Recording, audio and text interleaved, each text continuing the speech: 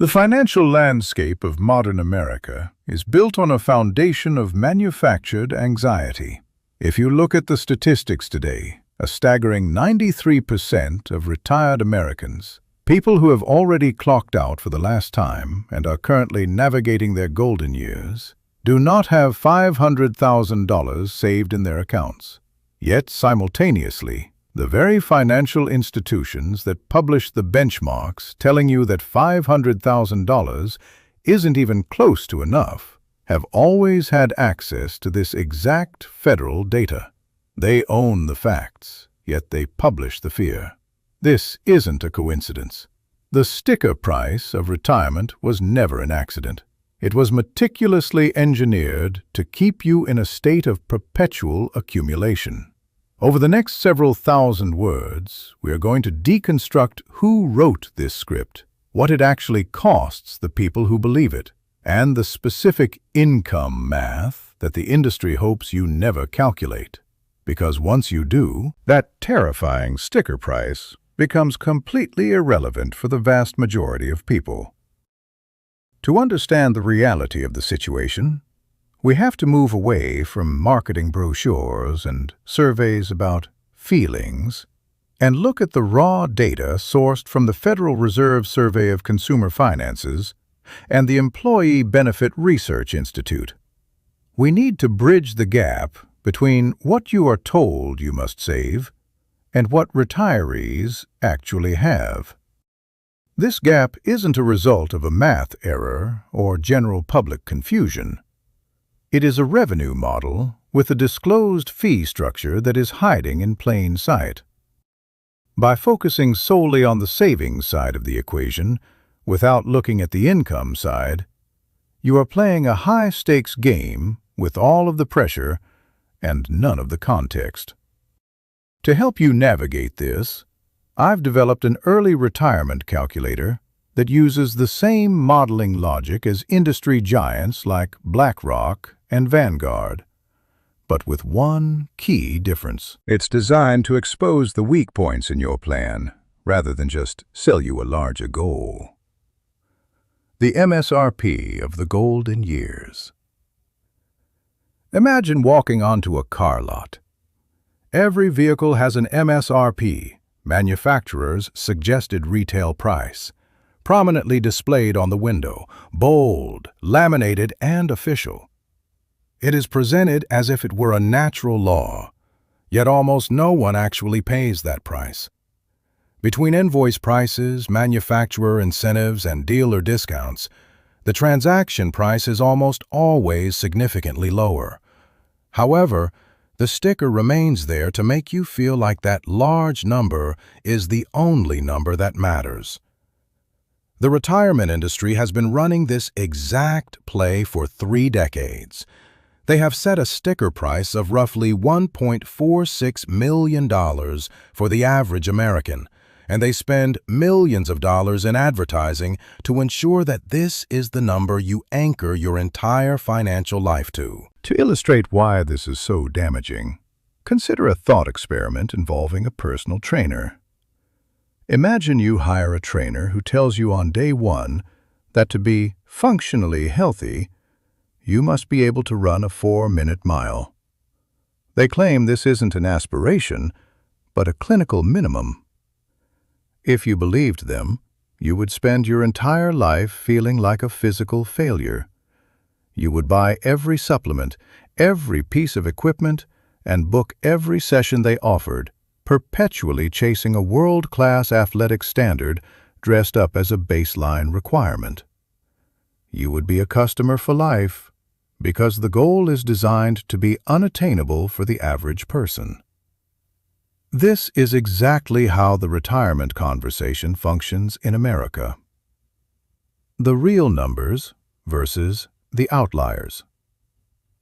When we look at the actual numbers provided by the Federal Reserve, the picture changes. For Americans between the ages of 65 and 74, the average retirement account balance is approximately $609,000. On the surface, that looks healthy. It's nearly halfway to the sticker price. However, an average is a deceptive metric in a skewed distribution. A few billionaires and multimillionaires at the top pull the arithmetic mean far above the reality of the middle class. If we look at the median, the point where half the population has more and half has less, the number drops to approximately $200,000. This means that half of all American retirees currently living their lives have less than $200,000 in their accounts. The distribution becomes even more striking when you realize that only about 3.2% of the retiree population has crossed the $1 million mark. This means 97 out of 100 retirees have not reached the standard benchmark. If the industry's benchmarks were true minimums for a comfortable life, we would be witnessing a civilizational catastrophe, a generation-wide emergency of people living in financial ruin. And yet, the Employee Benefit Research Institute's Retirement Satisfaction Survey shows that 62% of retirees rate their satisfaction at an 8 or higher out of 10. Even during the peak of the 2020 pandemic, the majority of retirees remain satisfied with their lives, despite having nowhere near the required $1 million. Either the benchmarks are wildly wrong, or the definition of comfortable has been deliberately inflated. The shift from pensions to profits. To understand why the sticker price is so high, we have to look back at the early 1990s. This was the era when defined benefit pensions, the kind that provided a guaranteed check for life, began to vanish. They were replaced by defined contribution plans like the 401k and the IRA. This shifted the burden of management, risk, and fees onto the individual. Between 1980 and 2019, private sector pension participation plummeted from 38% to roughly 13%. Suddenly, millions of Americans had to answer the question, how much is enough? Without any institutional guidance. The financial services industry was more than happy to provide the answer. Because modern wealth management operates primarily on an assets under management, AUM, fee structure, the industry's revenue is directly tied to the size of your account. If an advisor manages $200,000 at a 1% fee, they make $2,000. If they can convince you that you need $1.4 million, their revenue jumps to $14,000 for essentially the same amount of work. The sticker price exists because it is profitable. Over a 30-year horizon, a 1% fee on a modest account doesn't just cost you the fee itself. It costs you the compounding growth of that money, which can equate to nearly $170,000 in lost wealth. The MSRP of retirement keeps charging you long after you've stopped working. The power of the income floor. The fundamental flaw in the industry's math is that it treats retirement as a savings problem rather than an income problem. The industry wants you to focus on the pile of money, pile 2, because that is what they can charge fees on. They want you to ignore pile 1, your guaranteed income floor. This floor includes Social Security, pensions, and rental income.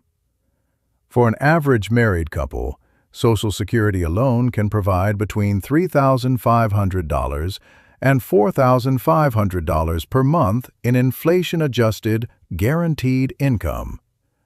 To buy a private annuity that provides that same level of income, you would need to hand an insurance company over $1 million today. Social Security is essentially a $1 million asset that the industry chooses to ignore in its scare tactics calculators. Let's look at two different retirees to see how this plays out in the real world. First, there is Frank, a retired postal worker in Ohio. Frank only has $140,000 in his savings account. By the industry standards, Frank is a failure.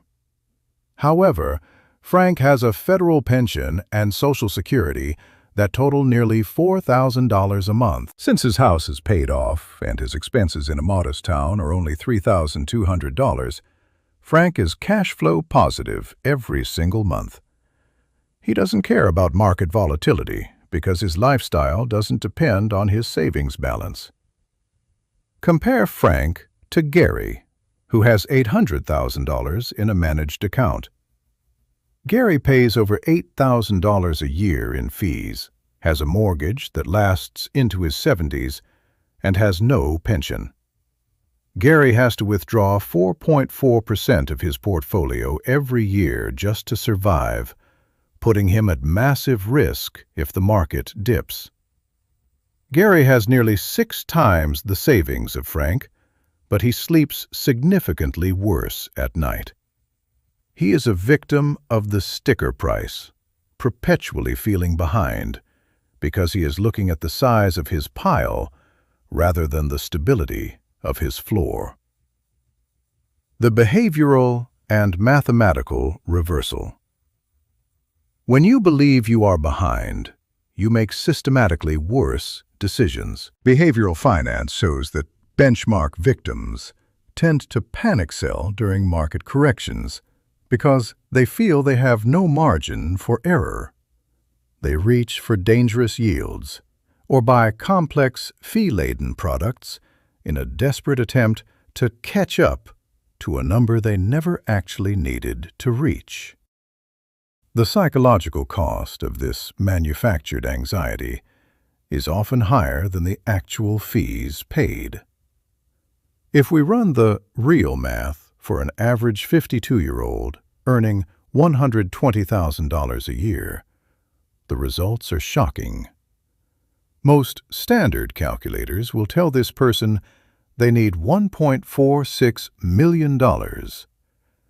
But if we look at their actual projected spending, which usually drops by 20% in retirement due to paid-off mortgages and the end of work-related costs, and subtract their guaranteed Social Security income, the actual gap they need to cover from savings might only be $17,000 a year. To fund that gap, using the 4% rule, they only need about $435,000. If they already have $380,000 in their 401k, they are effectively finished with their savings goal, even if they never contribute another cent. They could take that family vacation, reduce their stress, and retire early. But the sticker price on the window keeps them working for a decade longer than necessary. Taking control of the narrative. To escape the sticker price trap, you need a 3-step tactical plan. First, stop looking at your 401k balance and go to ssa.gov to find your actual income floor. This is your most important retirement asset. Second, calculate your retirement spending based on actual line items, food, taxes, healthcare, rather than a generic percentage of your current salary. Third, recognize that the greatest risk to your retirement isn't having too little money, but miscalibrating your risk because you're chasing a ghost. The industry built the lens through which you view your future, and they purposefully left out the lens cap that shows you the floor. Once you see the floor, the sticker price loses its power. You aren't failing. You are simply being sold a version of reality that prioritizes assets under management over your personal peace of mind. Retirement isn't about hitting $1 million jackpot. It's about ensuring your monthly income is higher than your monthly outgo. Once you solve that simple arithmetic, the MSRP on the window becomes nothing more than a suggestion you are free to ignore.